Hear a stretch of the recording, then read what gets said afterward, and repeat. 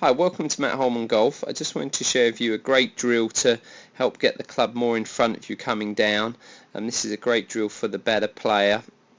I know guys like Nick Price and Nick Faldo and many of the great players have practiced this drill a lot. I know Nick Price in particular played one whole winter off season in this stance, always practice rounds to develop a more consistent downswing line.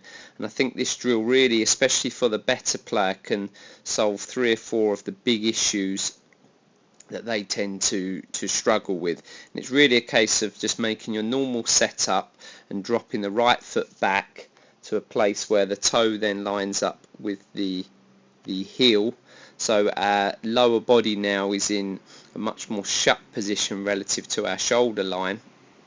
The other thing we do with the drill, we grip down on the shaft, so you can see I'm nearly to the metal there, and the ball position has gone pretty much off my front toe. And then from there you don't really need much thought process. You just go ahead and hit shots. Ideally we want to see the ball flight very straight to just a marginal fade. So in the better player, what tends to happen in the downswing in particular is the lower body and the hips, the lower segment outraces the upper segment, so the hips get too open relative to a closed body, and this drill will really help create the opposite feel where the lower body is going to stay a lot more passive and closed in the downswing relative to a faster and more turning left chest segment. So we also grip down because another issue in the better players, we tend to lose body angles, and this is really going to help you retain the angles for the ball by gripping down. It's really going to give you a sense of a spine angle and retaining our angles. This is really one of the big issues in a better player will struggle with, the tailbone, which is this point here moving towards the ball that then will force the head back, and again the club will travel too much from the inside and we can hit blocks and hooks. And thirdly, really in a better player, the move they tend to struggle with is what we call getting sort of underneath the shot and the head backing up and back in the downswing. So you'll notice as I do this drill where the ball position is forward, we're going to have to cover on the shot and move forward and stay up to the shot, which is a sort of key movement really to allow that club to come on the correct line and square correctly. So this is me doing the drill. Let's start on the left hand side, right foot pulled back as we swing up. So one, it should allow me to really, where I've gripped down and the setup position, should really allow me to stay in angles. I know this is a favourite drill of Jason Dufner. He hit drivers in this stance. I don't think he does the grip down element.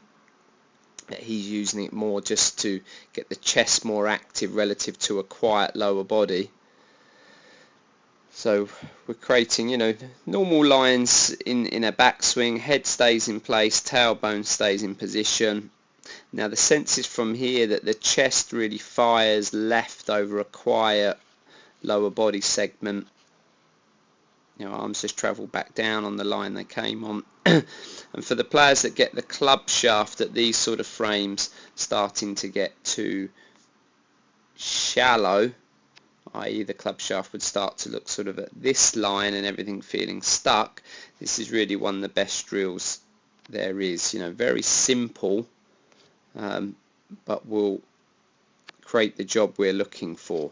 So again, it just really ensures that we keep our angles through the shot.